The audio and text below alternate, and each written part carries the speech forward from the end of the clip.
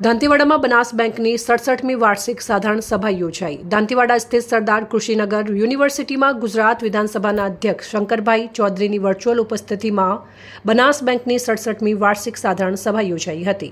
અધ્યક્ષ શંકરભાઈ ચૌધરીએ જણાવ્યું કે શ્રેષ્ઠ વહીવટ, પારદર્શિતા અને ટેકનોલોજીના ઉપયોગથી બનાસ બેંકનું ટર્નઓવર ₹7,000 કરોડ સુધી પહોંચ્યું છે।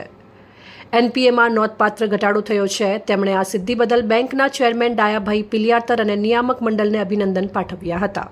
બેંકના ચેરમેન ડાયાભાઈ પિલિયાતરે જણાવ્યું કે નાણાકીય વર્ષ 2025-26 દરમિયાન બેંકે ₹25 કરોડનો ચોખ્ખો નફો મેળવ્યો છે। બેંકની કુલ ડિપોઝિટ ₹4,360 કરોડ અને ધિરાણ ₹2,748 કરોડ સુધી પહોંચ્યું છે।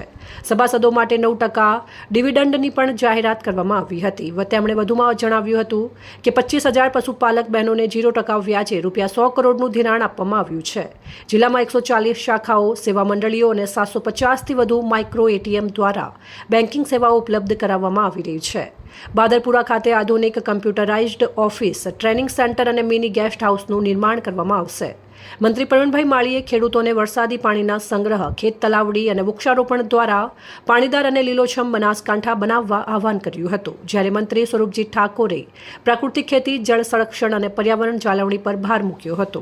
કાર્યક્રમમાં જિલ્લા અને સહકારી ક્ષેત્રના આગેવાનો, ધારાસભ્યો, અધિકારીઓ, કર્મચારીઓ તથા મોટી સંખ્યામાં સભાસદો ઉપસ્થિત રહ્યા હતા। આજે બનાસકાંઠા જિલ્લા મધ્ય સહકારી બેંક લિમિટેડની 67મી વાર્ષિક સાધારણ સભા દાંતીવાડા મુકામે આ ઓડિટોરિયલ હોલમાં યોજાઈ। એમાં આજે વર્ચ્યુઅલી આપણા વિધાનસભાના અધ્યક્ષ અને બનાસ ડેરીના યશસ્વી ચેરમેન અને જેમણે આ બનાસકાંઠાને એક નવી દિશા આપી છે સહકારમાં અને તમામ લોકોને સુખાકારી માટેની જેમણે ચિંતા કરી છે એવા માનનીય શંકરભાઈ ચૌધરી સાહેબ ત્યાં વર્ચ્યુઅલી મિટિંગમાં જોડાયા। આ સાથે બનાસકાંઠા જિલ્લા ભાજપના પ્રમુખ કીર્તિસિંહ વાઘેલા સાહેબ, વાવથરા જિલ્લાના અધ્યક્ષ નરેશજી ઠાકોર, આપણા ધારાસભ્ય શ્રી લોકપ્રિય ધારાસભ્ય અને ગુજરાત સરકારના મંત્રી પ્રવીણભાઈ માળી, સ્વરૂપજી ઠાકોર અને અમારા બેંકના વાઇસ ચેરમેન, અમારું સમગ્ર બોર્ડ ઓફ ડિરેક્ટરશ્રીઓ, પૂર્વ સંસદ પરબતભાઈ, પૂર્વ સંસદ અનાવાડિયા સાહેબ અને ધારાસભ્ય શ્રી માવજીભાઈ દેસાઈ, અનિકેતભાઈ ઠાકર અને અનેકવિધ જિલ્લાની સહકારી સંસ્થાઓ સાથે જોડાયેલા એપીએમસીના ચેરમેનશ્રીઓ, સંઘના ચેરમેનશ્રીઓ અને મોટી વિશાળ સંખ્યામાં જે અમારા સેવા સહકારી મંડળીના ચેરમેનશ્રીઓ અને સહકારી આગેવાનો જોડાયા।